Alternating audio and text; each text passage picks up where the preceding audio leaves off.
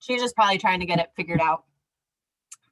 Okay, so we're just gonna do a would you rather game.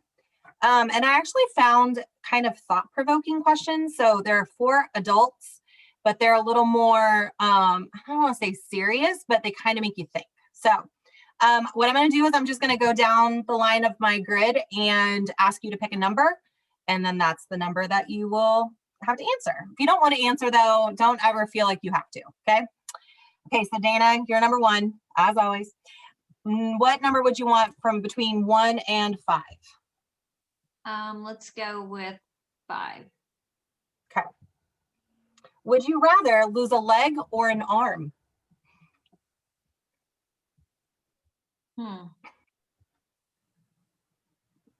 Wow. I think a leg. A leg. All right. I see a lot of people that have like those prosthetics and they just get around so well. So, all right, Hannah, what number between 6 and 10? 8. 8. Would you rather be, my cat's trying to get in on this action here. Would you rather be your own boss or work for someone else? Oh, my own boss. You think you'd keep yourself on task? Yeah. All right, hold on. I gotta get this cat. This cat's being very sweet right now, but nobody. Okay, Miss Jane, 11 through 15. What number do you want? Oh, you're muted. 13. 13. Would you rather have more time or more money? Both. That's not how this game works, Miss Jane. Choices. You get 1 or 2. Time. Okay. All right, Kaylee, 16 through 20. What number do you want? Let's do 18. Okay. Would you rather forgive or seek revenge? Oh, forgive, of course. Oh, that's an easy one. Shelly, 21 through 25. 21. Okay. Would you rather arrive super early or super late to an event? Super early. Same here. Who wants to be late? Right. Some people want to be fashionably late, Kaylee. Oh, true. Okay, fair enough. Well, I'm always early to work too, so. Jenny, 30 through 35. 22. Would you rather bungee jump or skydive? Probably bungee jump. That's what I said. I'd rather bungee jump. Teresa, 36 through 40. 38. Did you say 38? 38. Okay. Would you rather look young and feel old or look old and feel young? I'm listening. Hold on real fast. I'm trying to get a staff member on. There we go. That was A computer. Look old and young. Look old and feel young?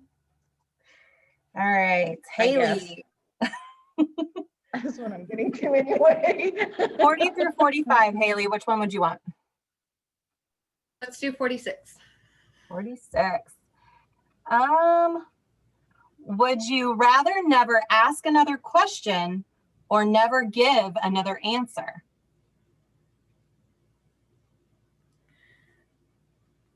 Never give another answer. That's a hard one. I don't know which one I would pick on that one either. Okay, Callie, 50 through 55. 51. 51. Would you rather own a ski resort or a surf camp? Surf camp. That's a good one. All right. Courtney, 55 through 60. 57. Would you rather be a kid your whole life or an adult your whole life? An adult. An adult. All right, Darian, 60 through 65. 63. 63. Would you rather take a cheap vacation with friends or an expensive vacation with strangers? Cheap vacation with friends. That's what I normally do. All right. Jessica, 65 through 70. What number you want? Which one you want to give me? I don't know. Let me look real quick. No, I'm just kidding. Okay. Just Oh. give it to me, girl. Give it to me. We're going to do 65 because I think this is really funny. All right, let's go. Would you rather fart uncontrollably or burp uncontrollably? Girl, I'm burping all day long. I'm already farting in the room. I got burp too. I'm burping all day long, girl. All right, Madison, what number do you want from 70 to 75? 273. 73. Oh, this one's funny, or not funny, interesting. Would you rather be constantly alone or constantly surrounded by people for a week? Oh, alone for sure. I like my sanity. Lynn, 75 through 80, what number you want? 78. 78. Would you rather have a twin brother or a twin sister? Sister. Yeah, share all your stuff. And then Rachel, we're just playing a what would you rather game. So you get to pick between 80 and 85. What number do you want? 82. 82. Would you rather find the answer yourself or ask for help? Find it myself. Yeah, I figured. I was like, I think Rachel's going to say that one. Chris, I see you. Do you want to play? All right. Chris, pick a number between 85 and 90.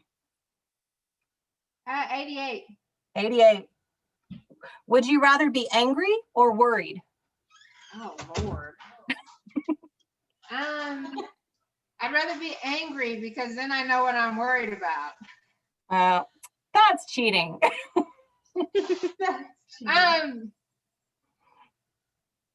I tell you, worry and stress does a number on people. So I'd rather be angry because at least I'm showing an emotion. There you go. That's a good one. All right. Yeah, that's true. Oh, that was fun and interesting. Definitely made you think about some things. Yeah. I think we're getting to know each other pretty well though, because I pretty much figured guessed what everyone would answer. So even through Zoom, we can get to know each other. All right. So today we're going to talk about social. Let me share my screen here. Social development in children. You probably don't want to see my email. And I'm not even prepared. Here we go. Okay.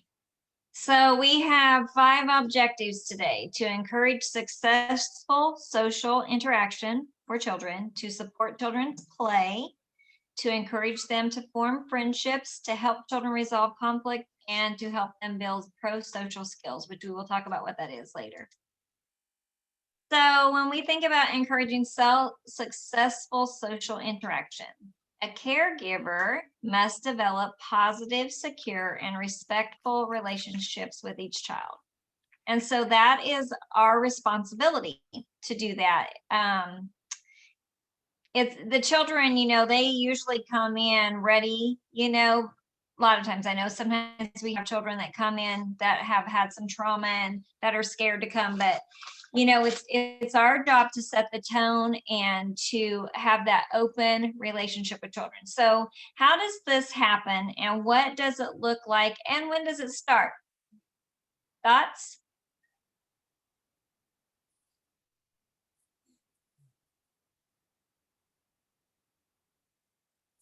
So go back to the first of school or even back to after we came back off quarantine and tell me how you did this. What did it look like in your classroom? Establishing these positive, secure relationships with children.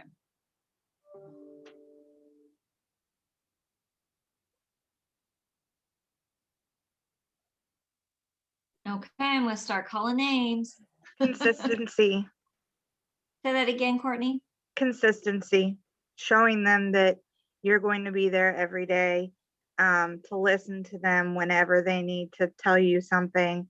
If they need a hug, just consistently be there. That is a big deal, especially to create that secure environment, being there and being consistent. Yes, very much so. Thank you for sharing that, Courtney.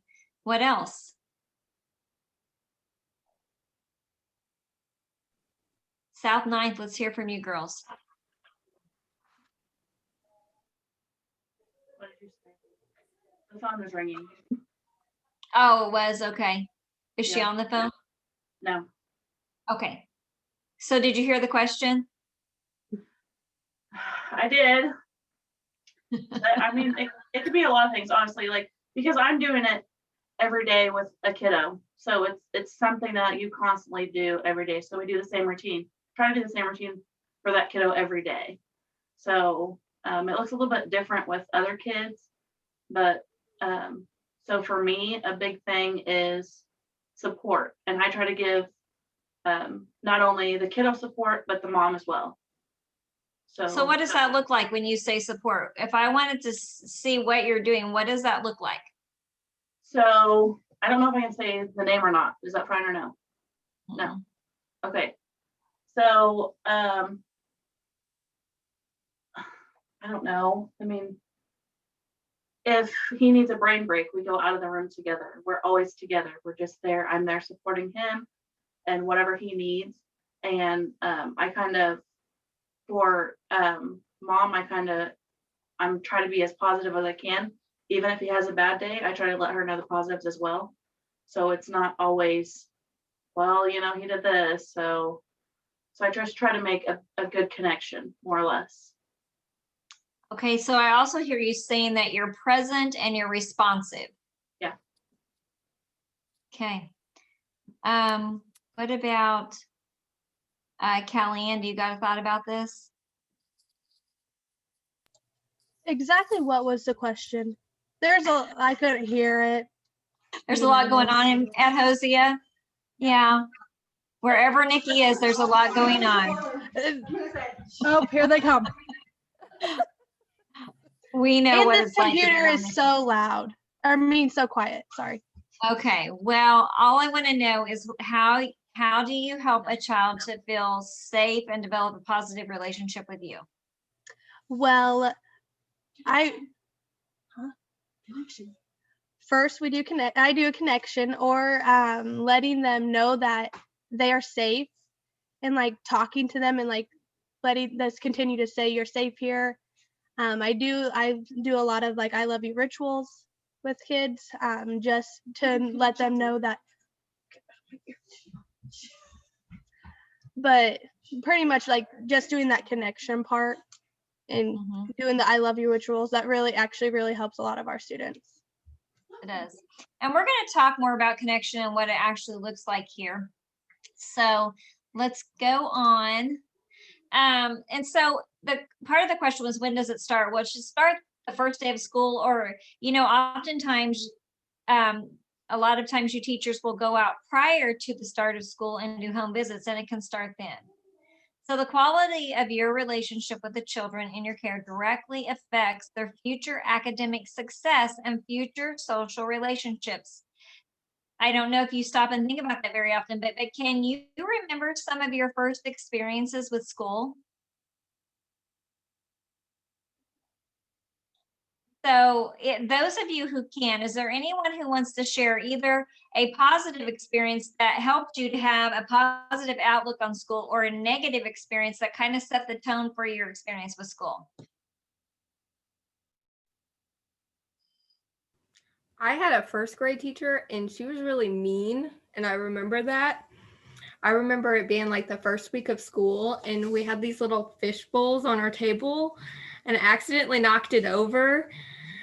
And so glass went everywhere and the fish didn't make it, and it was really negative. She was very upset with me, and I didn't mean to. I was young, and so that wasn't a very good start. But I did fine in school after that, but it didn't set a good year with that teacher. Right. Yeah. And that could cause a child to be like intimidated and fearful of making another mistake. Yes. Anybody else have anything they want to share?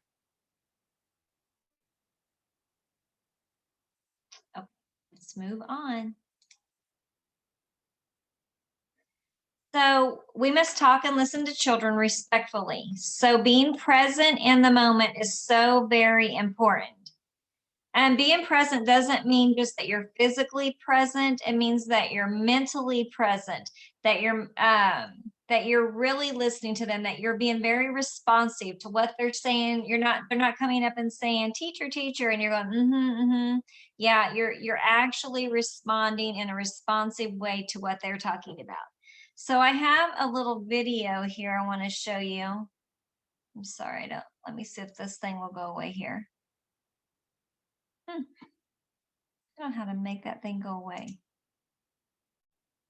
Okay, well, I guess I'll just do it this way. If I can make my screen big, then I can just click on that, but oh well.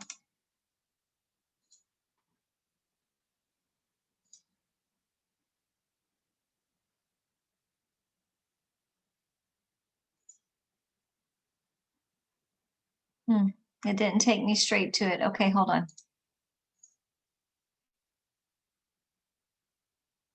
Let's just go to this one. They're very similar. If you go back to the top one and you highlight it, you can click on the open link on down. Well, so I put it into the link bar and it took me to the wrong thing. So I don't know if that will work, but that's okay. It's all right. We're just going to watch this one. They're both very similar, so it'll be fine. Thank you, though. I appreciate it. Welcome to this short presentation on being aware of children's needs. This presentation will highlight the importance of being aware of individual children's needs in the classroom and responding to those needs. This is one in a series of modules on building relationships. Responding quickly and appropriately to children's needs is an important component of creative, positive relationships with children. The House Framework helps us think about all of the important elements needed to support children's preparation and readiness for school. The elements are the foundation, the pillars, and the roof. Being aware of children's needs is an important part of the foundation. You'll learn about some of the ways that adults notice and respond to children's needs and how these practices contribute to children's learning and school readiness. Being aware of children's needs means that teachers observe and respond to the individual needs, concerns, and successes of children in the moment. Early childhood classrooms are busy places. Sometimes it can be difficult for a teacher to make the time to get in tune with each child. But it's important. Let's see how teachers can become more aware and get in tune. Slowing down and really watching or noticing each child helps the teacher get to know the child on a personal level and make an emotional connection with the child. Really watching and being aware means that the teacher can respond to the child's emotions and the ways that the child expresses those feelings. You want to go try and use your words? Yes, let's go try and use our words. Really watching and being aware means that the teacher notices and often anticipates areas of concerns, when the child doesn't understand or where the child struggles. Oh, did it work? No. No? Can you try again? I bet if you tried again, you might be able to do it. The teacher can provide some extra attention or teach a mini lesson during this teachable moment. And really watching and being aware means that the teacher responds to what really matters to that child, whether the child is getting frustrated and needs some assistance or maybe a little break, or the child isn't able to express himself and needs some extra time or an encouraging look, or the child has something wonderful to share and needs some acknowledgement right now. Can you hold that thought for when circle starts and you can raise your hand and say, I see something new? In all these ways, teachers help children feel more secure and comfortable and ready to learn. Very good. High five. Here are a few ways that teachers can get in the moment and be more aware of individual children's needs. Check in, greet and connect to children as they arrive at school, and make the greeting personal. Hi, Cariana. How are you doing today, my friend? My mommy bought new shoes for me She and I'm wearing did. it. What is so pretty. I liked it. Then, continue checking in with individual children throughout the day. Use zoning. Use staff zoning practices in the classroom or on the playground to make sure that an interested adult is nearby and watching every child. So I'm going to go see if Brittany's doing okay. See and be seen. Even when you use zoning, make sure that you can see all the children and that the children can see you. Be close. Increase your proximity to children or to a particular child so that you can see what children need and provide support. What is this? Is it a school bus or a van or SUV? What is this? Bus. A bus. In this short presentation, we talked about the importance of being aware of individual children's needs and being able to anticipate and respond to those needs. Okay, so what are some things you noticed about that video that all or a lot of the teachers did that were similar?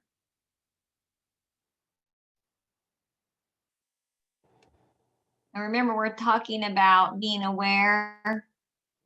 All the teachers were able to be seen by the students.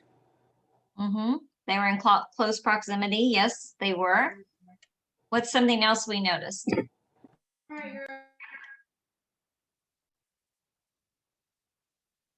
Rachel, did you notice anything? Oh, I think she's froze. Oh, there she is. Okay. Yeah, I noticed that they all kept a pretty even keel. They didn't lose their temper. They stayed more upbeat, and it was able to some of the crossways to a happy ending. And they was really kind, and they greeted them and they meant it. They was happy to see them. They was glad they was there. And then like the teachers was in cahoots with each other. They always had like tabs on the classroom and kept them safe. I like the way you put all that. But you're right. They were very kind and pleasant, and very responsive. And yes, the teachers were very much in communication, aware of one another and working together to meet all the needs of the children. Yes, very much so. Did you notice that there was most often the teachers were on the same level as the children? I mean, there was a few times when the teachers were walking around, but for the most part, they were down on the children's level. Also, there was eye contact, a lot of eye contact, a lot of engagement happening, acknowledgement, either of good things or frustrating things. So again, that responsiveness.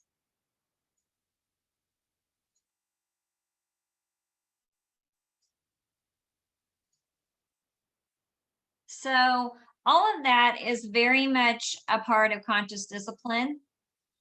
And so, you know, conscious discipline is our social emotional curriculum that we use.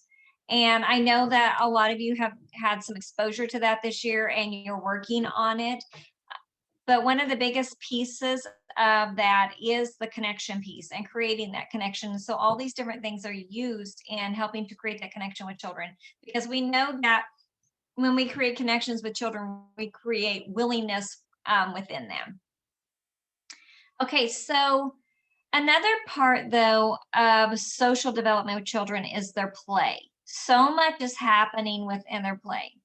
So play is one of the biggest ways that a child learns social skills and interaction. And so children, they learn through play. And psychologists view pretend play as the intersection of cognitive development and social experiences. In other words, during play, children use social circumstances to make cognitive gains. So what we're going to do right now is we're going to break out. And so your coaches have some things about play. So there are 5 characteristics of play that we're going to talk about. And so each of you are going to take one piece of that characteristic, and your coach is going to read that piece to you, whichever piece that you have. And so let me tell them to you. So there's the joyful piece, that play is joyful. There is the social interaction piece that they gain from it. There's also the the engaging piece of it.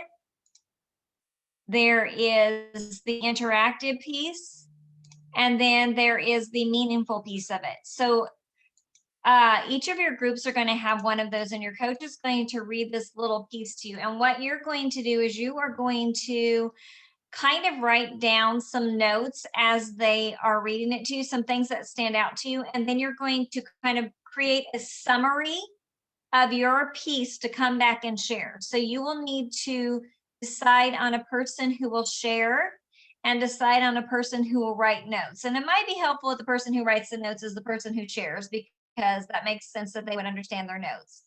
So I'm going to go ahead and break you up. And we're going to break up for about 7 to 10 minutes. I think it will take that long to accomplish this. Oh my goodness, it's not giving me the option of breakout rooms. Hold on a second. Let me figure out what's going on.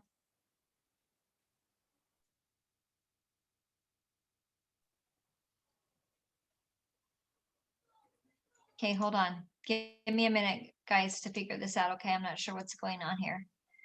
Let me try to figure it out so that we can break out.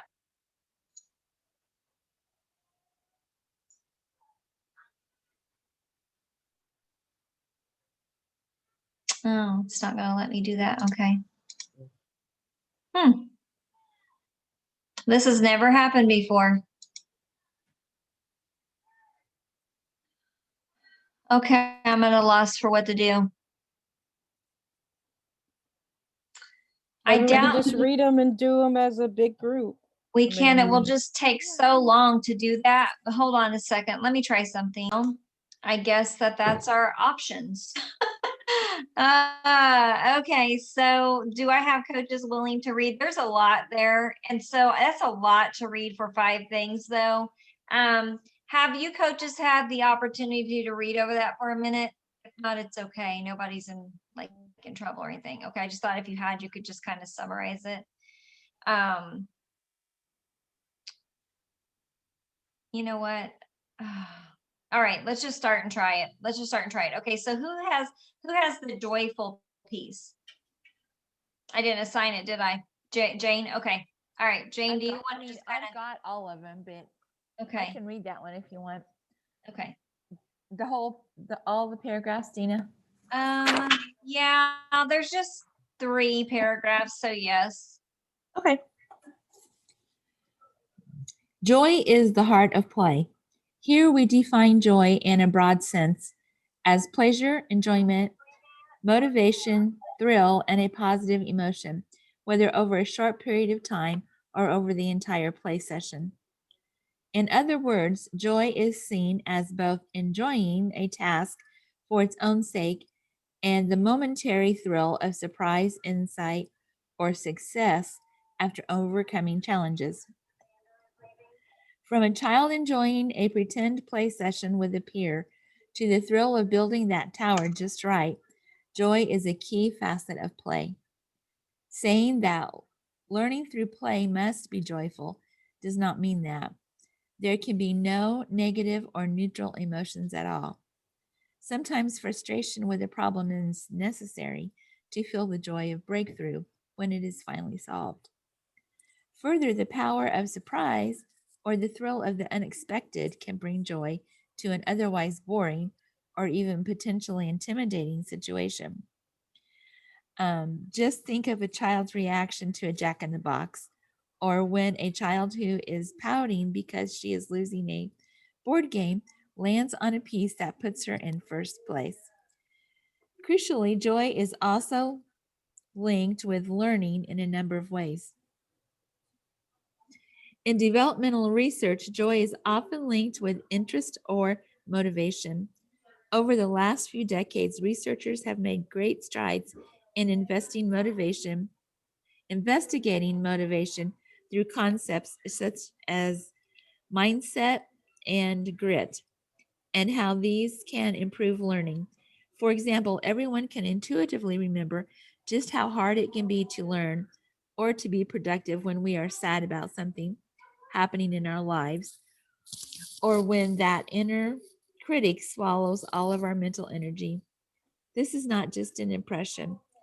Research repeatedly shows that negative life experiences have implications on learning and development. Just as perseverance and positive outlook improve our ability to handle stress and challenges in life, we can also easily remember the excitement felt and the ease of learning about something that caught our attention in a surprising way. Recent work suggests that even infants show more learning after a surprising event than after one that is expected. From neuroscience, we find that emotions are integral to neural networks responsible for learning. Joy, for example, is associated with increased dopamine levels in the brain's reward system, linked to enhanced memory, attention, mental shifting, creativity, and motivation. Indeed, thinking of emotions as secondary to thinking and learning goes against recent research in the developmental and neuroscientific disciplines. Okay, so that I know that's a lot, but I want us for just a minute, I want you to share something that stood out to you about that. So, Shelley, was there anything about that that stood out to you?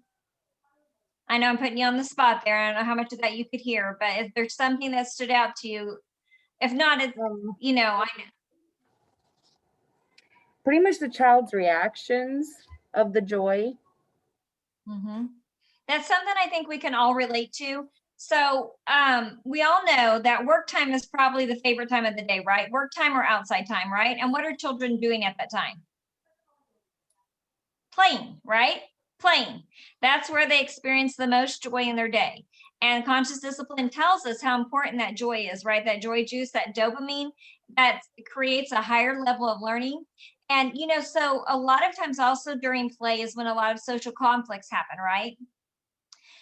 And really and truly, ideally, that is the perfect time to teach them because they are usually functioning at a higher level because they are experiencing more joy because they're being allowed to free play and do the things that they want to do. So ideally, that is a great time for us to really work on their conflict resolution. And so thinking about the importance of that joy that comes through play. How important is that? It's so important. And it's so important that we allow them to experience that for a decent amount of time through the day, right? You know, we don't want to cut their play shorter than what we should. When we see how important it is to so many things, to their cognitive function, to their social function, to those different gains, so important. And so we're not going to read all 5 of these because it will take too long, but I think I would like to read 1 or 2 more. So Kristen, do you feel like reading one? Okay, you can pick whatever. Social interaction is key. Is that one okay? Sounds good. Okay. Sounds good. Social interaction is key. Finally, although play and learning can happen on one's own, a powerful context for both learning and play is social interaction. Through the processes of sharing one's own mind, understanding others through direct interaction, and communicating ideas, children are not only able to enjoy being with others, but also build a deeper understanding and more powerful relationships. In fact, infants are driven to look for and participate in social interaction. Social partners are key resources for learning from as early as the first few hours of life. From imitating a tongue protrusion of a social partner right after birth, to increased learning of new object labels when a social partner looks at and labels an object rather than just a straight non-social presentation of the identical information. Evidence continues to mount that social partners and social information are not just a support to learning, but may actually be a key to learning. The importance of social interaction is perhaps best highlighted by the classic work of Vygotsky, whose social culture theory is centered around the idea that learning happens through social partners. Although some types of play are solitary in nature, most play involves others and as such is an important scaffold for learning of all types. Social interaction may be important for some of the more complex learning to learn skills, such as critical thinking. I can't read that. Work demonstrated that there is a particular benefit for critical thinking skills when children work in groups versus when they work alone. Similar positive relationships are seen among children's language abilities, creativity, and social play. Importantly, research shows that social interactions early in life set the stage for learning and development. Throughout the life course, positive caregiver-child interactions help build the neural foundations for developing healthy socio-emotional regulation and protecting from learning barriers such as stress. Early social interaction can promote plasticity in the brain to help cope with challenges later in life. Furthermore, social interaction activities, brain networks related to detecting the mental states of others, which can be critical for teaching and learning interactions. Okay, thank you. So again, we see that it is really, really important. Did anything stand out to anyone in that piece that they're like, oh yeah, that makes sense to me? Dana, I just want to let you know that Maddie is in here. She did. Oh, okay, great. Thank you for telling me. But, Glad you noticed, Maddie. also, like the part where she said that how much it affects, like early on, like the challenges can go on later in life and stuff like that. Well, and we know that even babies create social interaction, right? Mm-hmm. They really do. And so here's the deal. Social interaction is a life skill. You can't get through this life without social interaction. It is something that we all have to learn in some way to manage. And when it talked about building those critical thinking skills, you know, when you have two children wanting the same toy and they have to figure out how to handle that just builds skills, right? So again, play, a lot of that happens during their playtime, right? In fact, most of it happens during their playtime. I mean, there's a lot of critical thinking during small group and large group, but really critical thinking is happening during spontaneous moments of play, right? Okay, so again, we see the importance. We're going to read one more piece of it. Kaylee, are you okay with that? Okay, all right, Kaylee's going to read one, and then we're going to move on.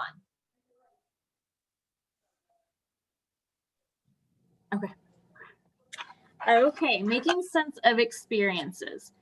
Meaningful is about children finding meaning in an experience by connecting it to something they already know. In play, children often explore what they have seen and done or noticed others do as a way of grasping what it means. By doing so, they can express and expand their understanding. Imagine a 2-year-old who will readily say 1, 2, 3, 4, 5, 6, 7, 8, 9, 10 when asked to count to 10. His parents are happy and the child feels proud to have given the right answer. But when this same child is given 5 pieces of candy and asked to count how many he has, he can't come up with the answer.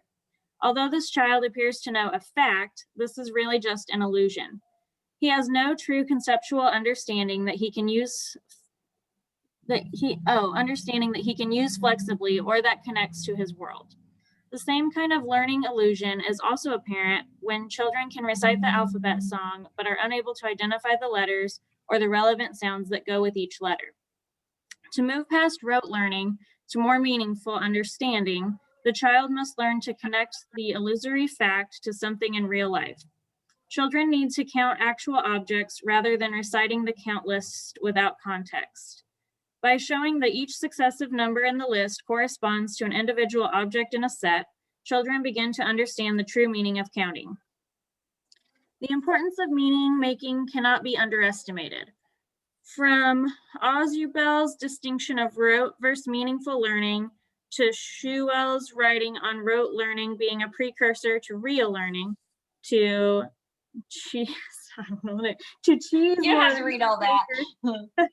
Outlining the importance of active construction of new understanding based on what is already known, deep learning must extend beyond facts to conceptual understanding. When Thank you, thinking about, sorry, I thought it was done. Go ahead. Sorry, do you have another, is there another paragraph? Yeah. Okay.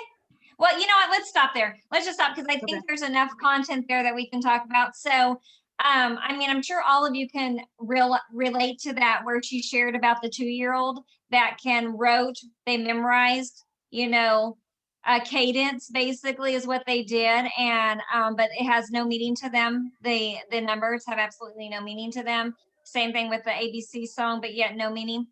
And so I think that all of us, hopefully at this point, are understanding that in play, those things become meaningful. So when a child is trying to fit animals into a jar, then when they realize they can only fit 4 in, but they can't fit 5 in, then that number 4 becomes meaningful to them and relevant, and they can kind of they can understand what that means, that 5 is more than 4 and it's too many. It's too many for the jar, things like that. So all of this happens spontaneously through play, but also through our scaffolding, through us helping play be meaningful. But play is very meaningful to children, and it is their work, and it is how they learn.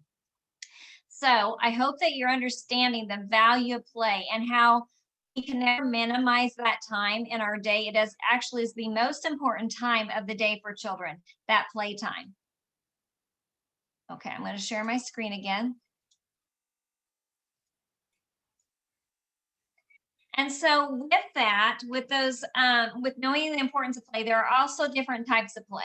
And I'm sure that you have seen this, whether you're aware of it or not.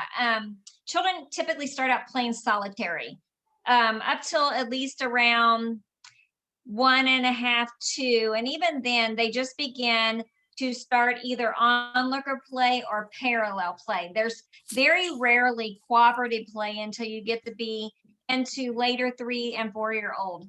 But solitary, so children play obviously by themselves in solitary play. And then the next stage is onlooker play. So that's where the children start to notice the children around them and notice that they're playing, and they watch. They don't enter into the play, but they're aware of what's going on, and they're actually learning from that as well. That's very meaningful for them to watch that.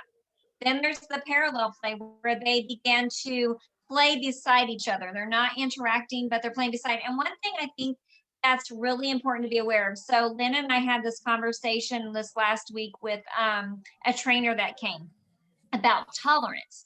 So some children actually cannot tolerate parallel play. They can't handle someone else being in their space. But the reality of this is that, again, social interaction is a life skill that needs to be taught. And so children need to be taught tolerance of one another. And there's ways to do that and build that up. And that's for another time. But it's something for you to be aware of. So if you're noticing that a child can't play in a space with another child, even parallel, that's something to be aware of and to talk to your coach about how to work with that child to begin to tolerate play, because that's the beginning of social interaction. They can't even begin cooperative play if they can't even handle another child playing in their space parallel. Okay, so just be aware of that. And then, so how do you support their play? Well, you do it in a lot of ways. First, you start by supporting their play through the environment. So you're going to set up the environment in a way that allows them to maneuver freely, to take risks. We talked a lot about this. That's why we put things out like the art easel and paints. That's why we put things out for them to build. We use the big blocks. We do all these we put all these materials out that are open-ended so that our children feel free to take risk and to learn uninhibited safely. And then also through the materials, of course, that we provide. But one of the most important pieces of play is engagement and scaffolding. So that's our job. We provide the environment and the materials, but we specifically engage with the children and scaffold. And so now what we were going to do, but we're not because we can't break out, but we are going to read some scaffolding scenarios. So I'm still going to have the coaches read the scenarios, and then we are going to talk about how we could scaffold. Now, what scaffold means, again, is that you take a child where they're at and you offer them challenges. You offer them support. You try to get them to the next level. And that comes through engagement and support. So I think it was Kristen was group 1, right? Would you I don't care which one you do. the infant Todd or the 3 to 5. You can choose whichever one you want and read that scenario, and then we're going to talk about that.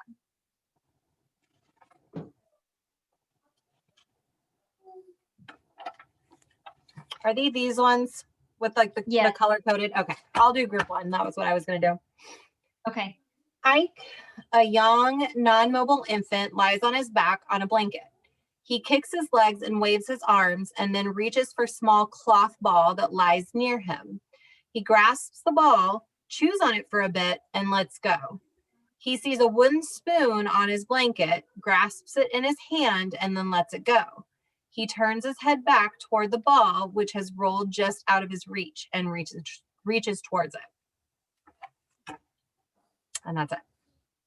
Okay, so I don't care who answers this, but I will say I know we got some infant Todd teachers in here. And so I would like for us to think about where this child is at, how we could engage with this child to support them and to scaffold their learning. So thoughts and ideas.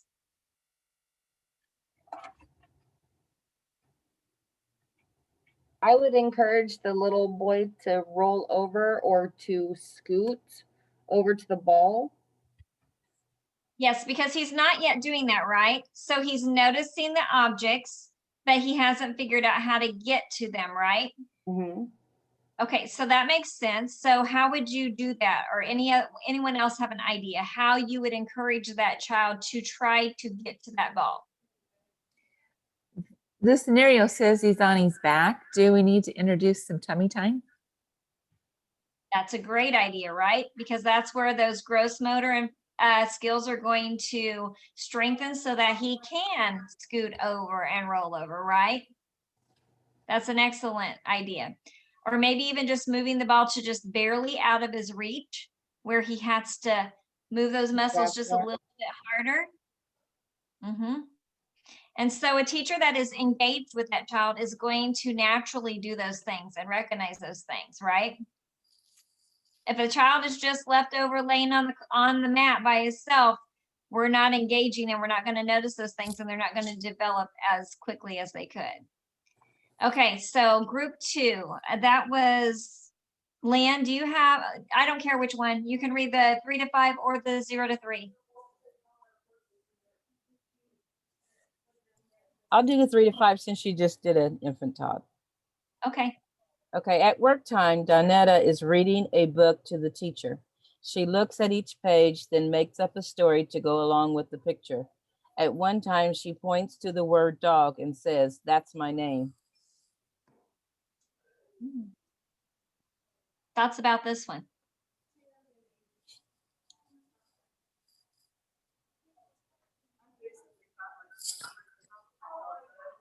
Come on, Darian. I see you talking. I see the lips moving.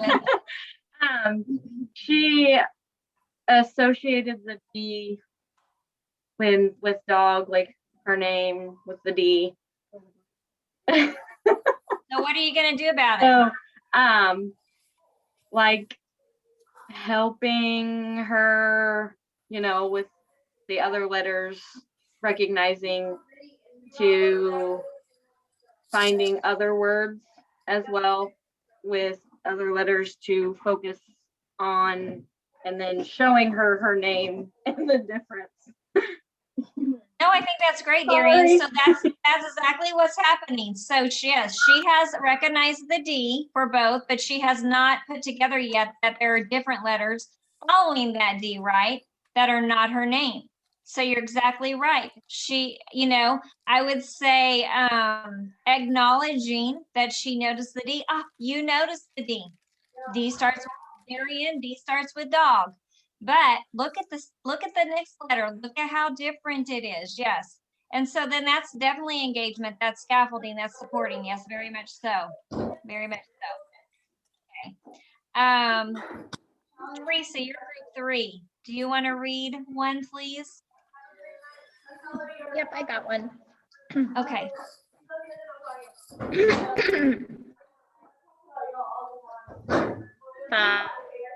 Jimmy, a preschooler, has been working very intently on his face machine, but now he is hitting a juice can with a block, and he seems to be trying to get the metal bottom separated from the cardboard.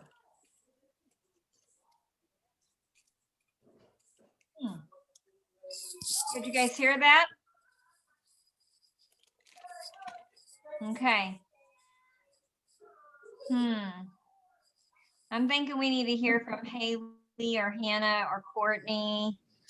You could scaffold and ask what else could you do to get the can off of the cardboard. You're right, because that's what he's trying to do, right? He's trying to get that off of there. And so, yes, help him find some tools, engage with him, and being creative in how to separate that. Yes. Okay, so number 4, Kaylee.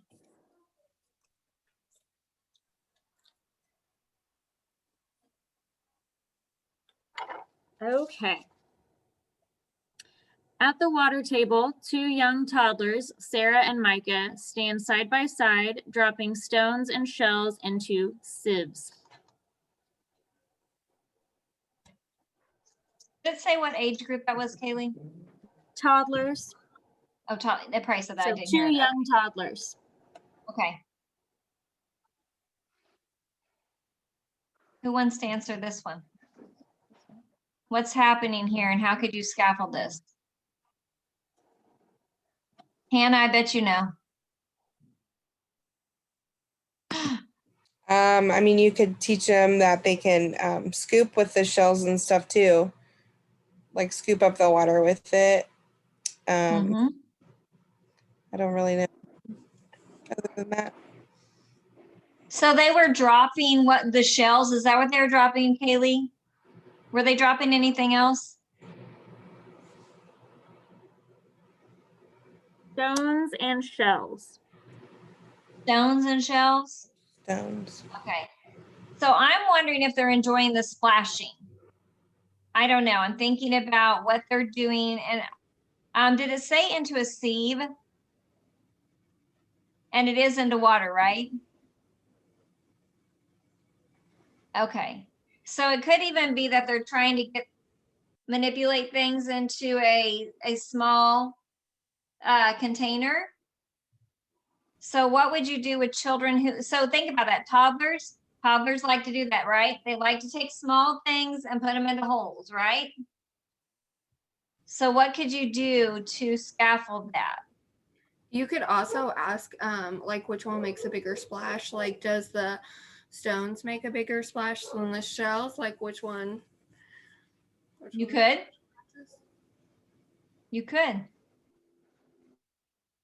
I think anytime you're having conversation about what they're doing, you're scaffolding them, even if you're saying to them, oh, you're dropping the stone in the water, you're dropping the shell in the water, the stone dropped harder, the shell splashed bigger, whatever, you're scaffolding their language, their cognitive skills, all of that. So just engaging and having conversation is a big deal with that. Okay, so number 5, Jane.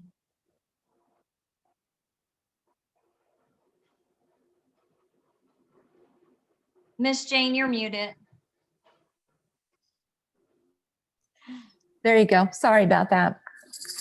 Sammy, a preschooler, seems to be enjoying himself in the sand area.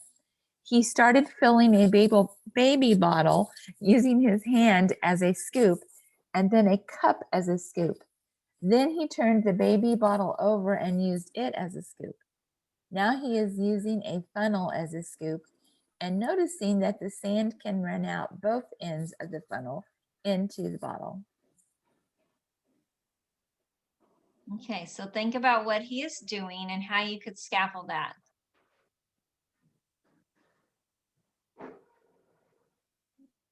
Did Jessica leave? She had to go to the bathroom. I was going to make her answer. Rachel, what about you? I was going to say which one that you used filled the most, and do you like the way that it sounded when you poured it, and which one do you think you could try to use next? And no, those are good. And you know what I like? I like that you brought in the sense of hearing in that, because obviously it's a sensory play. and they're loving the experience of the play with the sand and the experience of that. So I never would have thought of that, to talk about how it sounds, which is a great thing to do with sensory play. Anytime you can bring any of the other senses in and talk about them, it's a great thing to do. So yeah, that's a great idea. Okay, all right, let's go ahead and move on. Okay, so we want to encourage successful social interaction. So children with one another. And one of the best ways to do that is when we can teach empathy. So, but here's the thing to remember, you can't truly have empathy unless you can place yourself in the other person's shoes. And that's really hard to teach children. But the way that that starts is with connection. And so we had talked earlier about connection, and we had noticed in the videos some things that actually play into connection. So conscious discipline has 4 elements of connection that they teach. So the 4 elements are eye contact, presence, touch, and playfulness. And these are 4 components that help with connection, that help children to become willing. That we all know that as we create connections with people, we are more willing to comply, to get along, work together. I'm sure that all of you right now can think of coworkers that you easily comply with because you have a connection, and coworkers that it's more difficult to comply with because you don't have much of a connection, right? Even supervisors, there's some supervisors that, Ashley's truly one of the easiest supervisors to work for because she really tries to create a connection with all of her employees. And so that creates this willingness to comply. Same thing with our children. The more connected we are with them, the easier it is for them to comply. Even those children who have difficulty complying, so like Jessica's little guy, who has a really hard time because likely he has a lot of trauma in his life, it's still easier for him to comply with her because she's worked to make connections than it would be for him with someone in another classroom. I bet that if you brought another teacher in to work with him, it would not go well at all, even though it's a struggle for you sometimes, Jessica, because of the trauma in his life. But at the same time, because you've worked to create a connection, it's easier for him. And so it's so important that we are working on these connection pieces with our children, and not only with them and us, but between each other. So children need to make a connection with one another as well. So that's why we really do encourage the I love you rituals with each other, because it uses every one of these pieces. So if you're in a classroom and you're teaching children I love you rituals, then when they're doing round and around the garden to each other, they're making eye contact. They are both being present usually. There's touch happening, and it's playful, right? So that helps to create a connection with those children. So years ago, when I had a class one year, I had out of a class of 17 children, I had 13 boys. Well, that class wore me down. And so the next year I was like, man, I really hope I have girls. Well, guess what? I got my wish. I never wished for it again, but I ended up with 13 girls out of 17. And that you know how girls are, we're all girls here. And they're like, and I'm your friend, but I am not your friend, and blah, blah, blah. So I had all these catty little girls who were already making clicks at the age of 4. And what I did was I put them together in I love you rituals at circle time. Guess what? Those little girls who didn't want to be friends with the other ones, they hooked up with those. Now, here's what I will say. I didn't force that. Like if they were like, no, I'm not going to be with her, I'm not going to make them. There's no willingness there. There has to be a little bit of willingness.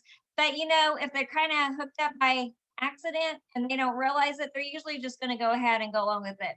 And that really made a difference in my classroom when those girls started having to connect with one another and tickle one another. And it just naturally made a connection, and a lot of that cattiness went away. And so we want to teach children we want to teach them how to connect. Now, for those of you who struggle with I love you rituals, you're just maybe not sure about them. I understand that. I really do. But I want to show you this short video here with Becky Bailey about I Love You rituals. But first it was just ground beef and purees, and now he loves steak. I Love You rituals are designed to build bonds between people so that each person in the interaction feels a sense of connection. Connection with parents, connection with teachers, and connection between children. This sense of connection creates a biochemistry that optimizes the function of our brain.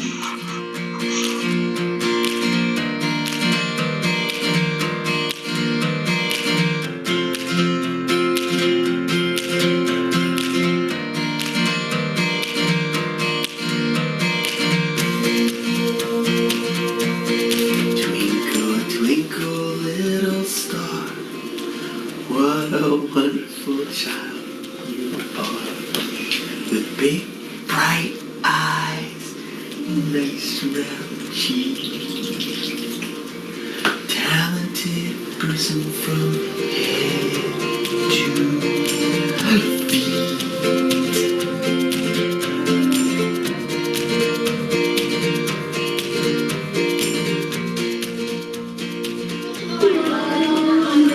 Child you are, with bright eyes and nice round cheeks, a talented person from head to feet. Twinkle, twinkle, little star, what a wonderful child you are.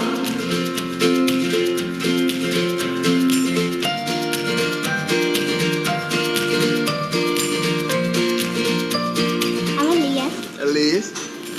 Eris, how you doing? My name is DJ Baptiste. Can you get on your knees?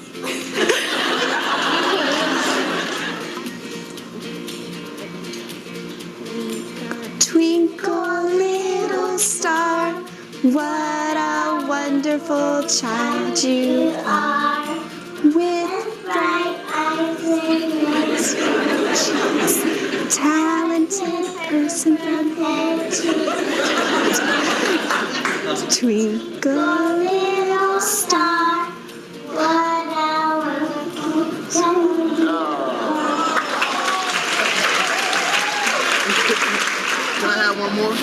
One more bear hug for Mr. DJ. Thank you so much.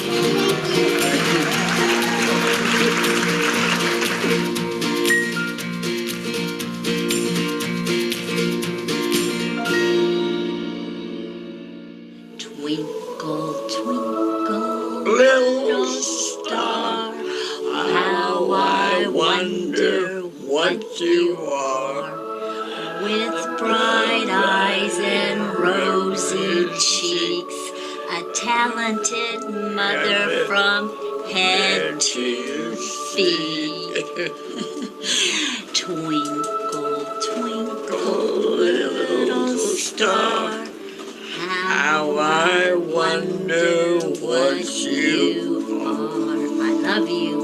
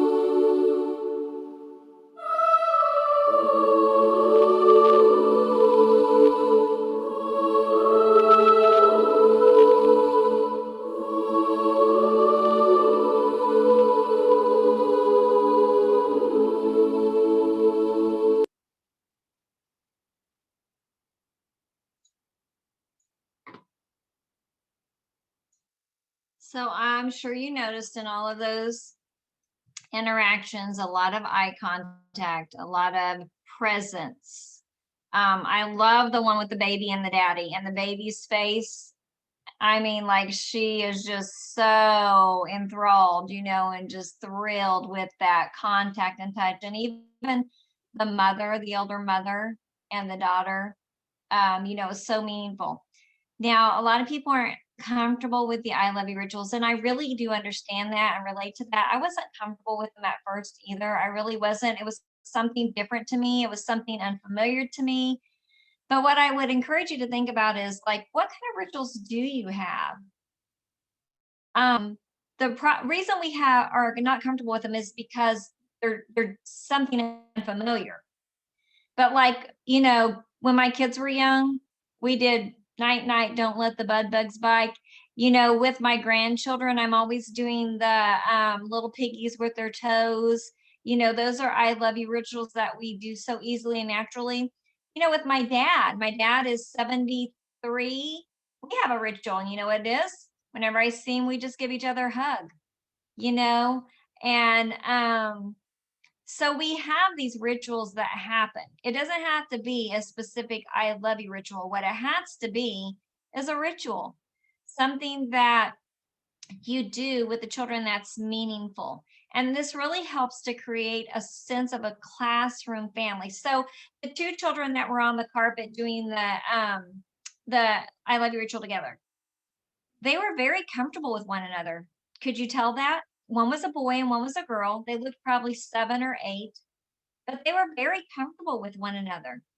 And so there doesn't have to be this overexcitement or whatever, but the goal is for the children to be comfortable with each other, to create this family atmosphere, right? And I love you rituals are such a great tool for that, but there's other tools. So another tool is the greetings. So that's why we really encourage those greetings when the children come in. That helps also to help children to feel valued and important and part of a classroom. That's why we use the wish you well. How many of you have children that when they're gone, the first thing they do is go see if they were put in the wish well? Yeah, I bet if you're using the wish well on a regular basis, that's if they've been gone, probably the first thing they're going to do when they get in the classroom is go see if they were put in the wish well. And that creates such a feeling of belonging to know that they were missed and that they were put in the wish well. So I don't know how many of you do the you were gone, you were missed. I always love doing that with my children. I had a little magic wand with a star on the end, and I would go to the child who had been gone and say, you were gone, you were missed. Where do you want your welcome back kiss? And I would just take the wand, and if they said their head, I'd go, mwah! And they really enjoyed that, even the boys. So at first they might be embarrassed, but then after a while, they wanted their welcome back kiss. It was really cute. And so if you're looking for ideas of ways to integrate the school family, a great resources that you should all have in your classroom is the Creating a School Family book. So what it does is it breaks down all of the structures and tells you how to use them. But not only that, you can go to the Conscious Discipline website. So I'm going to show you that really quick here. If I can get out of here, hold on a second. There we go. Okay. I do want to show you, I have it up here somewhere, but I can't see the stop share, so I'm just going to type it in. Okay, so when you go to Conscious Discipline, there's this free resources piece, and when you click on that, right here, it gives you categories. So you can access all of these different things. And there is also a book study that gives you a lot of resources. I'm trying to find it. I don't want to spend too much of our time trying to look for that right now. So I'll just let you know that's on there. And if you want access to it, I can help you find it later. Another thing that's important for creating a school family is assigning meaningful jobs to the children. Jobs that they care about, jobs that they're going to hold themselves accountable to. It does so many things for them. It helps them to be of service, especially if you're using the conscious discipline jobs. Like if you're using the star helper, then those children are helping the other children to learn how to breathe calm. If you're using the boo-boo helper, those children are being service. They're creating social, meaningful relationships when they're caring for another child's owie. And so making sure that we're utilizing these pieces in our classrooms is really important. And then just as teachers, if we can notice instead of judge, just changing our words up a little bit. realizing that children are missing skills and use the correct language. So I'm going to show you some of that language here in a minute.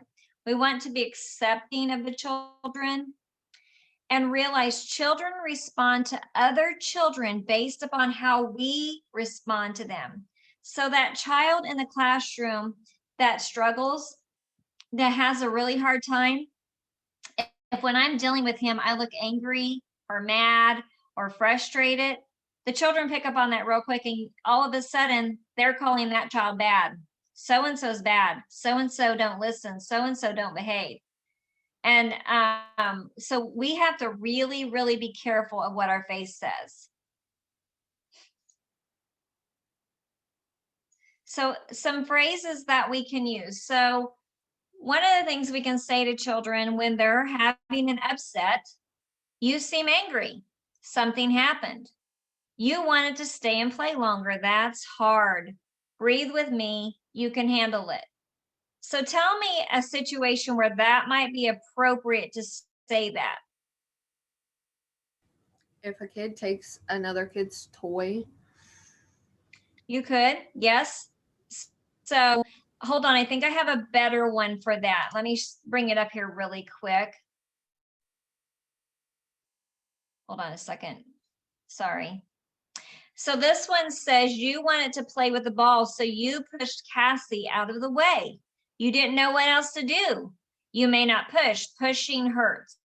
When you want to turn with the ball, say, may I have a turn, please? Say it now for practice. So it's a whole lot easier to say, hey, she had that ball. Give it back. You can't take it away, right? But it's a whole lot more meaningful to say you wanted the ball and you weren't sure how to get it. So you pushed Cassie and took the ball away. You may not push. You may ask for a turn, right? And then we're teaching them so many skills. Now, it's hard when you're first trying to change your language to think of it sometimes. So I'm sure some of you are thinking, man, I would never think of that situation, because that's exactly what I thought when I first started using it. And even now there are times when I get stuck, but it takes practice. So you practice it in situations where it's not really explosive, so that you can get that going. And you look for little situations during work time or whatever, when there's just starting and so then you're like, okay, now's the time to practice, because no one's really upset, no one's really crying, and I'm going to try to figure this out. And then also, after you deal with it, you go back and you say, okay, here's what I could have said, here's what I'm going to say next time. And have those things in your mind ahead of time. Okay, if a situation comes up, here's how I'm going to start this. Here's how I'm going to handle this. And that takes some time and it takes some work. But it's so rewarding and so worth it in the end if you will just take the time to learn that. It will change the whole way you work with children, and it will change the way that they deal with one another. So here's another one. I read that bottom one. Here's the middle one. You have a choice. You can choose to play blocks with your friends and stay at the table, or you can choose to play by yourself with something else. Now, here's the thing. People say all the time that conscious discipline doesn't have consequences, but it does. What it doesn't have is punishment. And so often we look at consequences to be punishment.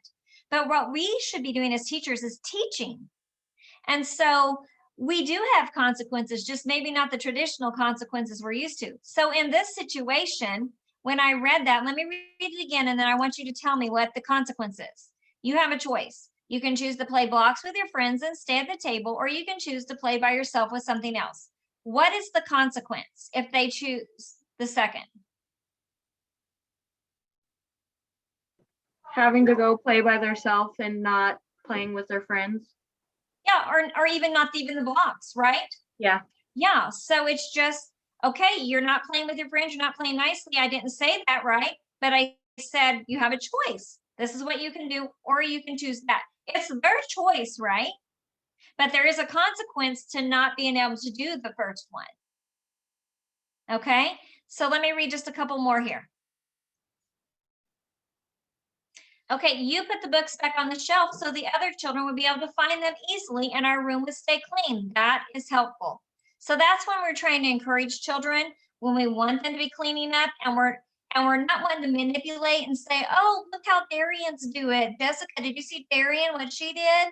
No, that's manipulation. We want to use encouragement. So we're going to say, Erin, you put the books on the shelf so the other children would be able to find them easily and our room would stay clean. That was helpful.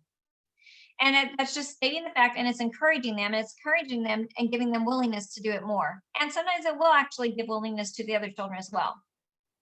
And then when we think about being assertive, Greg, stand in the line behind Susan with your feet like this instead of, Greg, stop it, get back in line. You know how to stand right. Being assertive and showing them what to do. Saying things like, did you like it?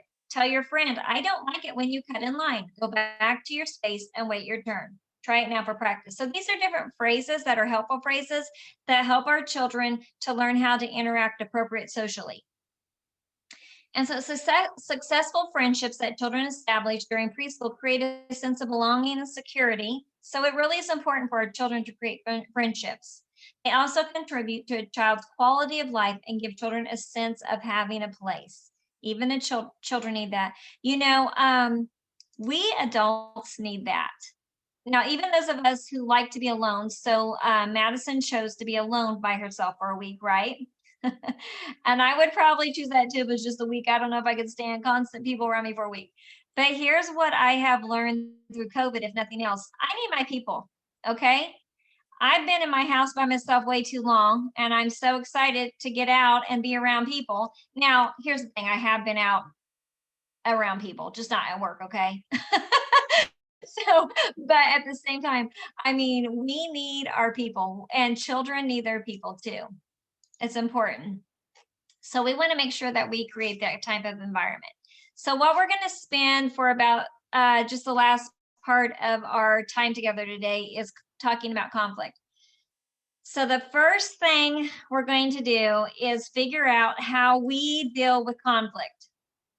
So I sent all of you today, and you may not have time to have had time to check your email. So what I'd like for you to do, if you have access through your phone or on your computer without getting off the Zoom, is to check your email and access the quiz link that I sent to you. So what this is it shows how you deal with conflict. It gives you an animal name. So like I was a zebra, Miss Jane was a turtle, Miss Lynn was a dolphin, Miss Teresa was a dolphin. So, but it gives you reasons why you're those things. And so if you have access to that right now, which I am also going to pull it up, and for those of you who do not have access to it, what I'm going to do is I'm going to read you the questions. Now, it won't give you your answer, but it will at least let you know what they're about. And then we're going to share for a minute if we're willing. Those who are willing are going to share.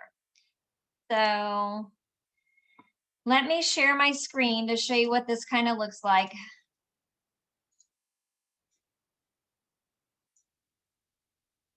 Okay, so you start here. So here's going to be your first question. True or false? Most conflicts will resolve themselves. Will solve themselves. Okay, hold on before we go on. Is there anyone who does not have access to this who would like me to do theirs while I'm going through this? No brave souls, huh? That don't have access? Okay. Okay, I don't care. I'll do mine. You guys can see all my horrible stuff. Okay, here we go. Let me get back on there. It'd be interesting to see if I come up as a zebra again. Okay, most conflicts will solve themselves. I tend to say true just because I think if you leave it alone, sometimes it'll work out. Probably not true. How long do you stay mad after conflict? Just a couple hours. I'm not a person who stays real mad. If you're calm, it is inside and outside, depending on the situation. If you were an animal, would you have horns? No. Uh-oh. What is your self-esteem like? I would say medium. How important is it for others to like you? I like to be liked. Are your pets afraid of you? No. How long were you worried about something before you addressed it? Not long. I'm usually pretty quick to address things. Have you ever confronted a bully? No, and I did have one. How often do you hurt other people's feelings? Hardly ever. I hope none of you say that I do. If you had to fight, you would. Now, here's the thing. If I did have to fight, I'm going to fight. So I'm going for the juggler. Keeps trying to bring up these pop-ups. How do you feel when talking about a problem? Usually relieved to get done with it. Would you rather face or avoid conflict? I have to say this depends on the situation, but I will say when it comes to work, definitely face it. Likely to bite or lick, sometimes lick my wounds. Have you ever apologized for something you didn't do just to keep the peace? Yes, all the time when I was a kid, me and my cousin, Jenny, your sister Stacy, I still don't remember her ever telling me sorry. How often do you argue about the same thing that you've argued about previously? Occasionally. Which would be the best punishment for your enemy? Just coughing up a hairball, nothing horrible. True or false? It's okay to manipulate people to get what you want. False, unless it's your husband. If you got your way last time, will you let someone get their way the next time? I might. Would you rather play offense or defense? Offense. Do you ever use your looks to get your way? Only with my husband. How do you react if you don't get your way? I'm kind of a sulker. If you leave a fight to cool down, where do you go? Definitely for a walk. You drink alcohol when you're upset? No. Would you eat after what would you eat after an argument? If it's a real argument, nothing. I lose my appetite. Fly away or crawl in a hole? Crawl in a hole. Who usually starts the arguments? Not me.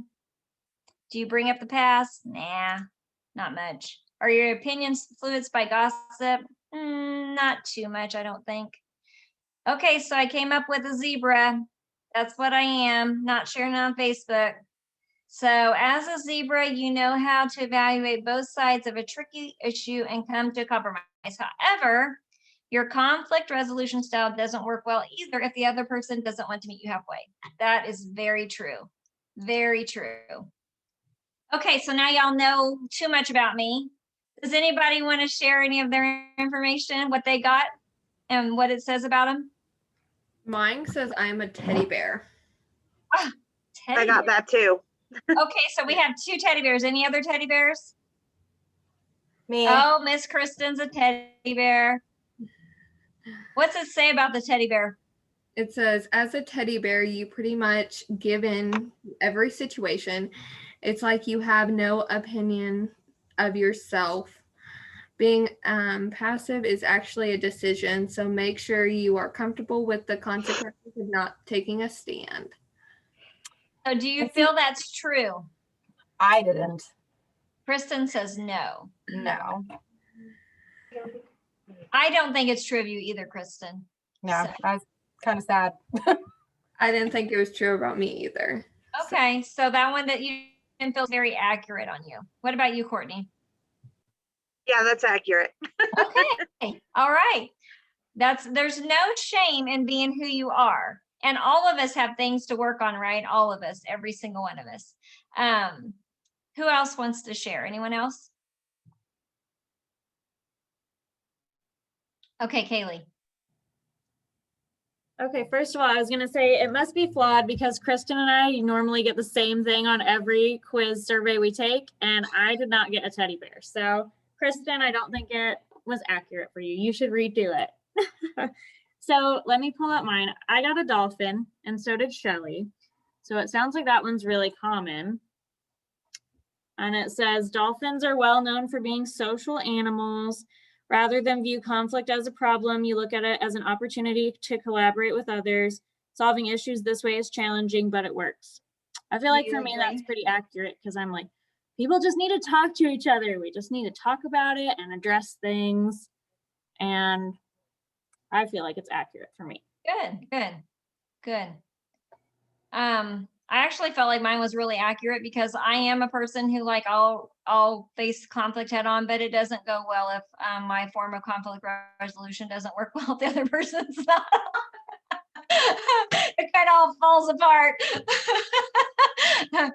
But I will say this too. So Courtney and the other teddy bears, I will tell you, 15 years ago, I probably truly was a teddy bear until I changed positions and I was forced to face conflict head on. I avoided it at all cost.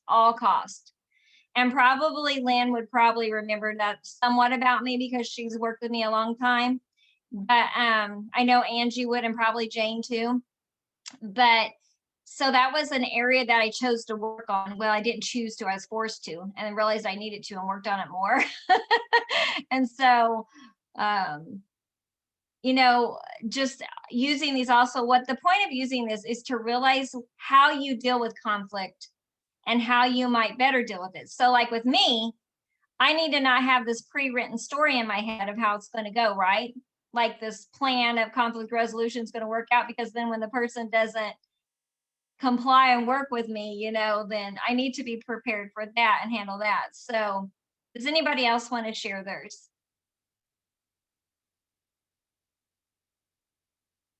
No? Okay. All right. Well, so what we're going to do now, I heard somebody. Oh, Jenny's volunteering.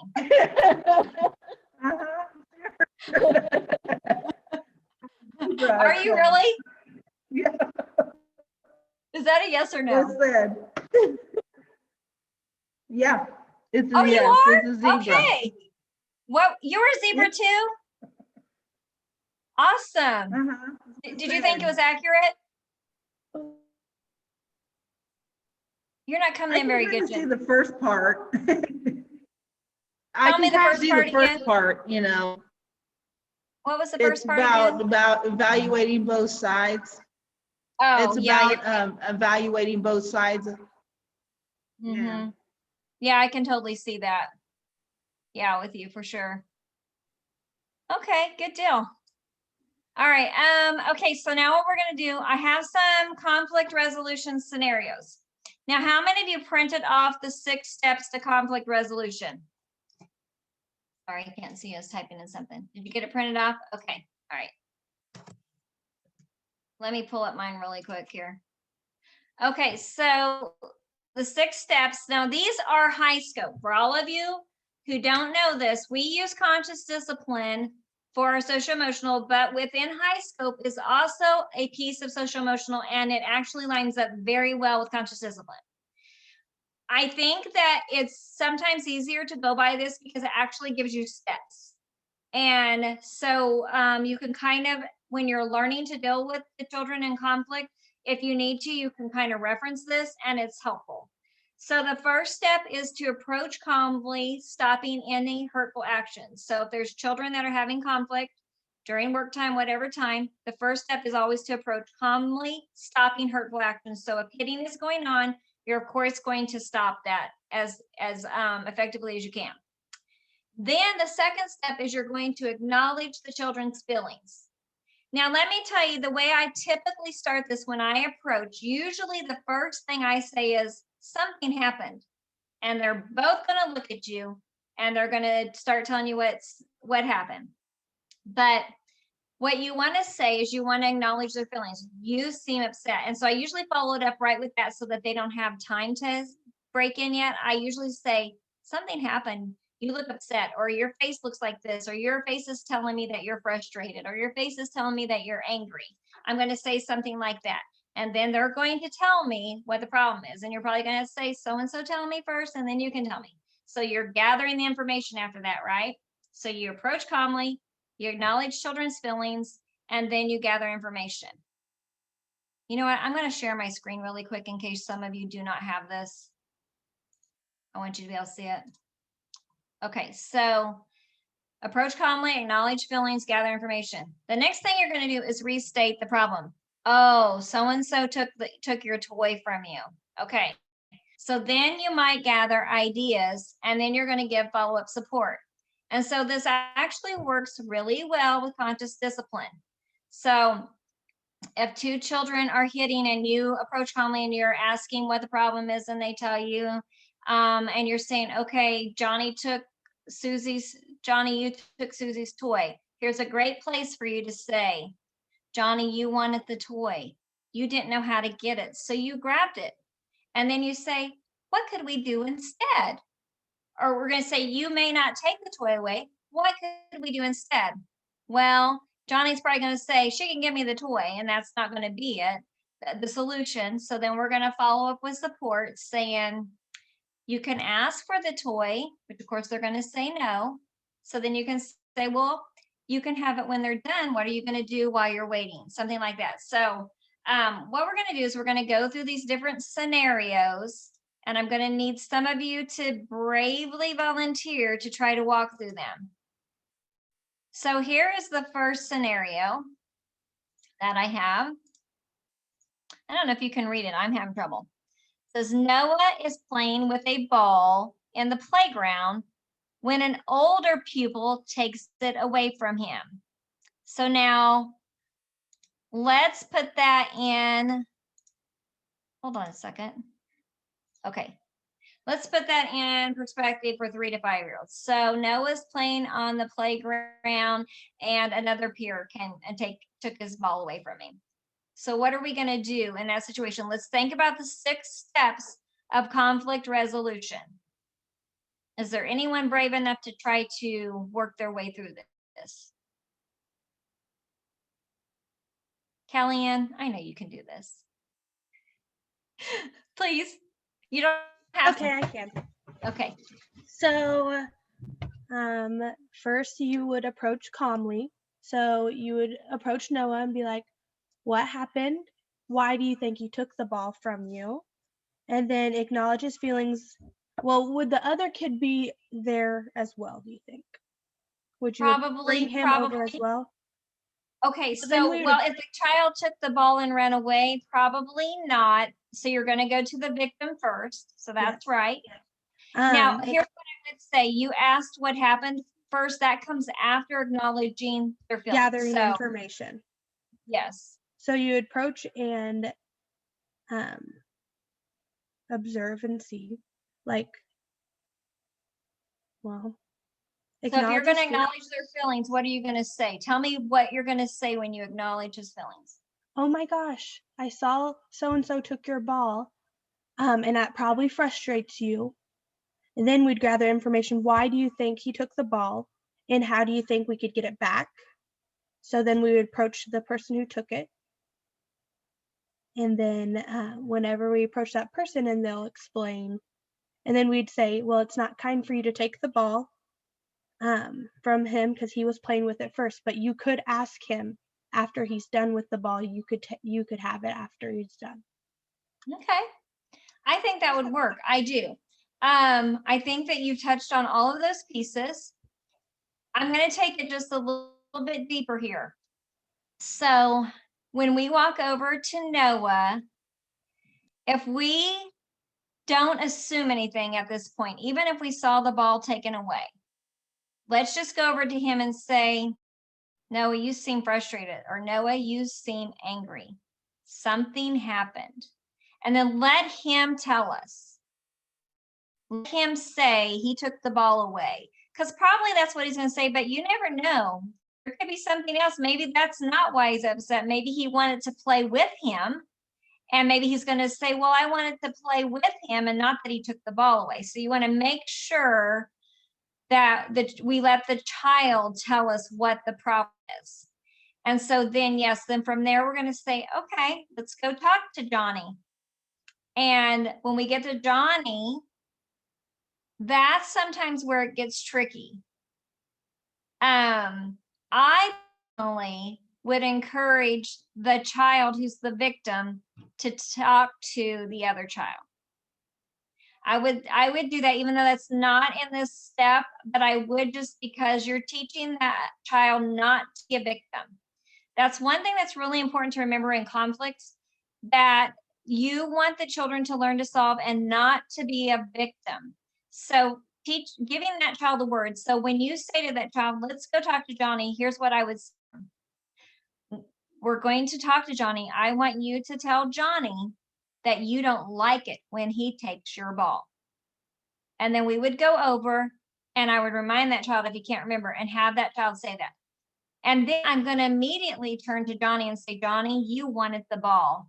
You didn't know how to get the ball, so you took the ball. You may not take the ball. Next time, ask if you can have the ball. And then I'm going to say, hand me the ball. That may or may not be successful. Okay, so we're in this situation, we're going to hope it is successful that he hands the ball. And then we're going to say, so Johnny, you want to play with the ball. What can you do? And so we're going to brainstorm with that child, and they're probably going to really need some guidance. So you can say, why don't you ask Noah if you can play with the ball? And then when Noah says no, you're going to say to Johnny, that's really hard. You want to play with it. Ask Noah if you can have it when he's done.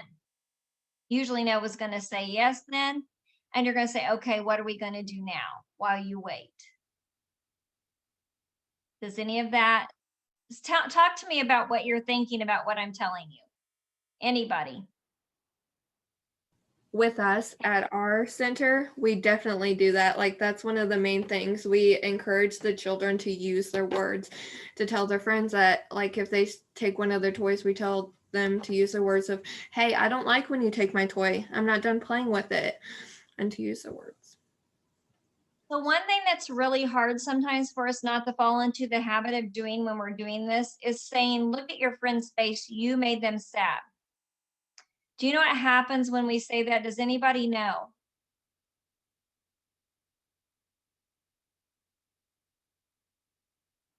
We just gave one child's power to another when we say that. Now, we want to teach empathy, right? So we want children to be aware of how other children feel. What we don't want to happen is for another child to be like, oh yeah, I did make them feel like that. I have power to make them feel like that, blah, blah. So we avoid those types of things.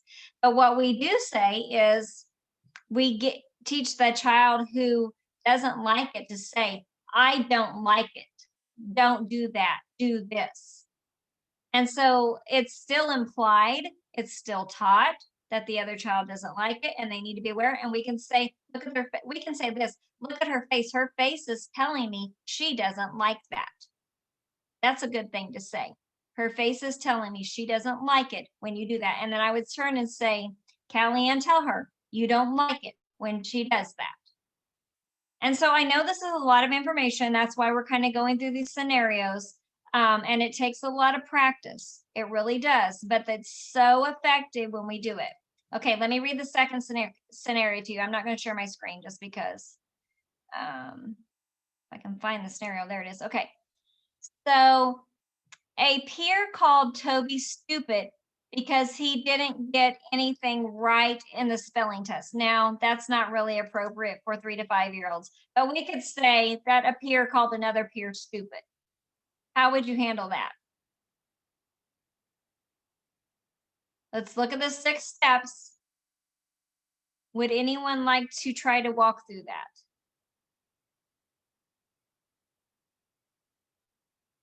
Darian, you feel up to it?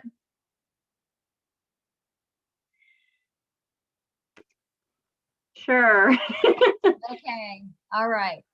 Let's just say Lynn called Haley stupid. Let's just do that. Okay.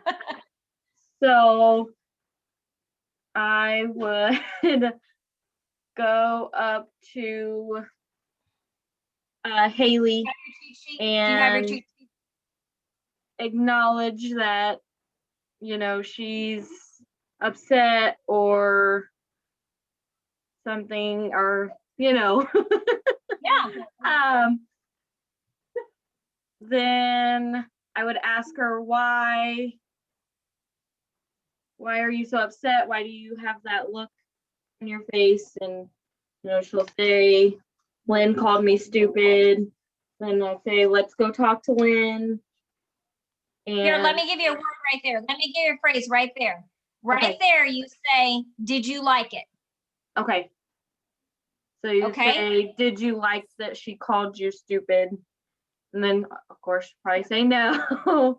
And you'll say, well, I'll say, well, let's go tell Lynn that you did not like that. So she'll go over to Lynn. Now tell Lynn that you did not like that. And then she'll say, Lynn, I did not like that you called me stupid.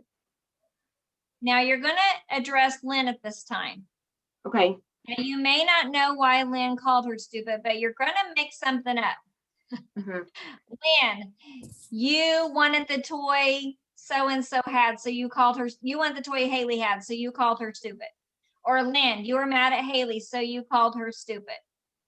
Okay? And then Lynn's going to correct us if that's wrong, or she's going to say yes. And then we're going to say, you may not call her stupid. You may call her Haley. Yeah. You know, and then if it was a toy, we're going to go through what we went through before. Or if it's because she's angry, we're going to go through why she's angry and work that out. Okay, good. You took us through it. Okay. All right, let me read another one. We've got 15 minutes here, so we're going to try to get through these. I want you to gain as good of an understanding as possible on this.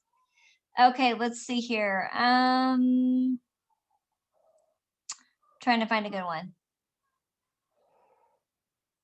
Okay, so Emily spent a long time drawing a lovely picture. Then Jenny came over and scribbled all over it.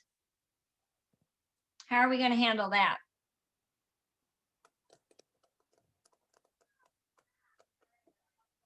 Jenny, do you think you can do this one?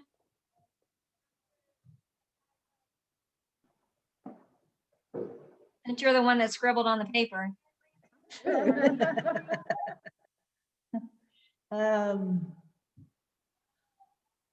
Probably go over and talk to.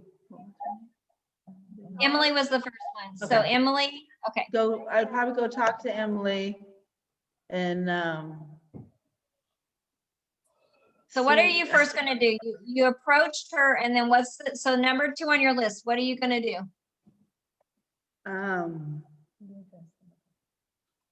address like what is wrong. See why she has the look on her face or what happened. Yes. And I would say it like that, Jenny. I would say your face looks like you're upset. Okay. And then she could tell me what was wrong and then say, What's that phrase I gave Darian?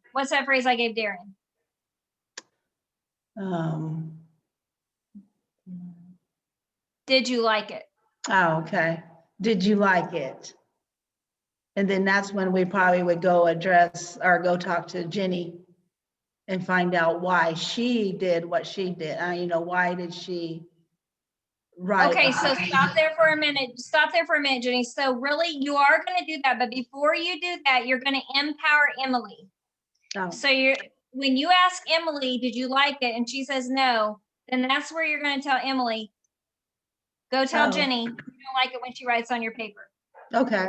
But then you're right. Then you're going to well, you're not really going to ask Jenny. Okay, so this is where it gets tricky. We are usually not going to ask why they did that. Here's where we need to learn to change our language. So what we're going to typically do is say something like, Jenny, you wanted to write on a paper, but you didn't know how to ask. We're going to assume that we're going to have positive intent. We're going to assume the best about that child and assume they didn't have the ability to ask, and we're going to teach. So we're going to say, you didn't know how to ask for paper, and so you wrote on your friends. And they will either correct you or they will agree with you. And then you will say, then that's where you say, you may not write on her paper. You can ask for your own. Okay. Does that make sense? Yeah, no, that does. And that it seems good, a good way to do it. What I'm really doing here is combining conflict resolution with the words of conscious discipline. And so, because you're probably hearing a lot of conscious discipline in your rooms, but having the steps combined with the words, what I really need to do now that I'm thinking about, I need to go revamp that and put those words in there under the steps to make it easier for you girls. I may try to do that this week and help you out. But following those steps, even though I kind of like led you along a different way, even if you follow those steps, if you don't ask all the right things, it's okay. If you do go over and say, Emily, why did you do that? Or Jenny, why did you do that? You're not doing anything wrong. It's okay. She can tell you why she did that. The only thing is we always want to make sure that we are empowering the victim. Okay. And that we're being assertive enough that we are setting the expectations. You may not write on her paper, and also give them the benefit of the doubt. You want it to write on paper. You may not write on hers, but we can find you other paper. Ask for other paper. Let's practice. There you go. Yeah, that makes sense. Yeah. Yeah. Yeah. Thank you. Yeah, that makes sense. Listen, it makes sense. It really does, but it's hard to put it into practice. It really is. I've been practicing this for like 5 years now, over and over again. But I would encourage you ladies to practice this in your classrooms in safe moments for you. Like maybe when you are in work time and there's just a little bit of a struggle, not a big one, or when you're at small group and there's just, again, a little bit of a struggle. Practice those pieces. And you know what I'd encourage you to do? I had a lot of girls do this last year. Take that 6 steps of conflict resolution, shrink it down, laminate it, and carry it in your pocket and pull it out. Listen, it's okay if you don't go through the steps fast. Just pull it out and say, okay, I need to walk over there calmly. Number 2, I need to acknowledge their feelings. Okay, now I need to ask what's going on. It is okay if you do that. It is okay to take your time. And that's why I say pick safe situations and maybe children who don't get really explosive and talk to them and try it at those times. Does that make sense? Okay. I'm trying to decide if we should do one more or if I should, or hey, Heather. I see Heather's on here. Are you here for Q&A too? Yeah. Just making sure. Does anybody have any questions that they need to ask of Heather? She's jumping on here to make sure because I don't have all the technical answers to things sometimes. Anybody need to know anything about policies, procedures, changes in anything core?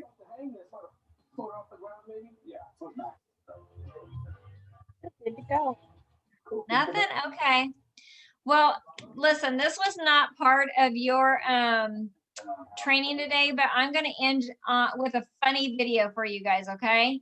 I'm going to show the girls the ones I'm going to show for the COP. So I think you guys will enjoy this. It's very funny. Hold on, I got to find the... Okay, copy.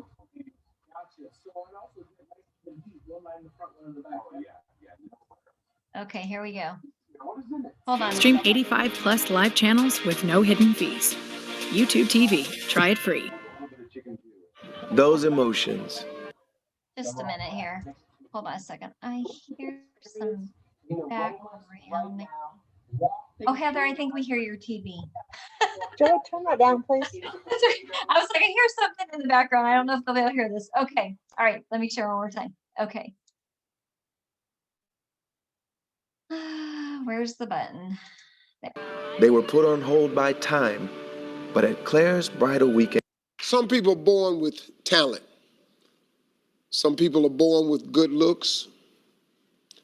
In the case of this 3-year-old girl that I'm about to show you in this video, some people are born with attitude. She has it. At 3, she has attitude. Now, I want you to watch the video. Don't get mad at the little girl. Just watch the video from the comedic standpoint, because I had to remove myself as the parent and watch this video. So here is a little girl that's at a preschool. She been put in a timeout. The teacher putting her in the timeout.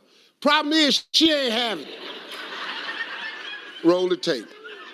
You in timeout. It's no excuses. Don't say you supposed to be back in timeout. I didn't say get out. You and Jayla in timeout. Well, let me tell you this, Linda. My name ain't Linda. So you sit right there in timeout, little bad little girl.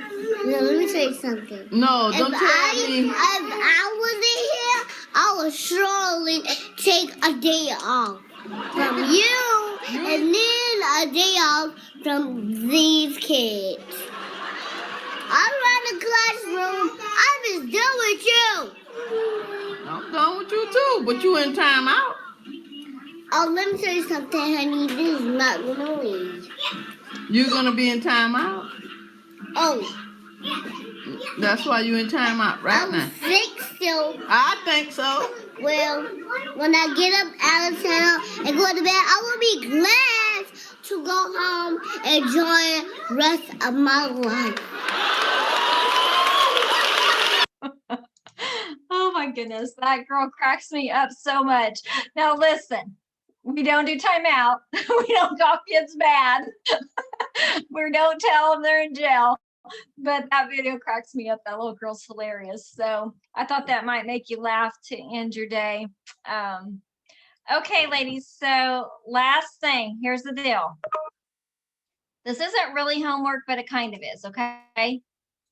I would really like it if you, next time we come together, would choose a new tool from Conscious Discipline that you are working on using. For instance, maybe you're working on using the wish well better, or using the kindness tree better or something. Or here's the other choice that I would give you, that you would take those 6 steps of conflict resolution, put them into a little mini thing, and bring it and show us and tell us how you have used it.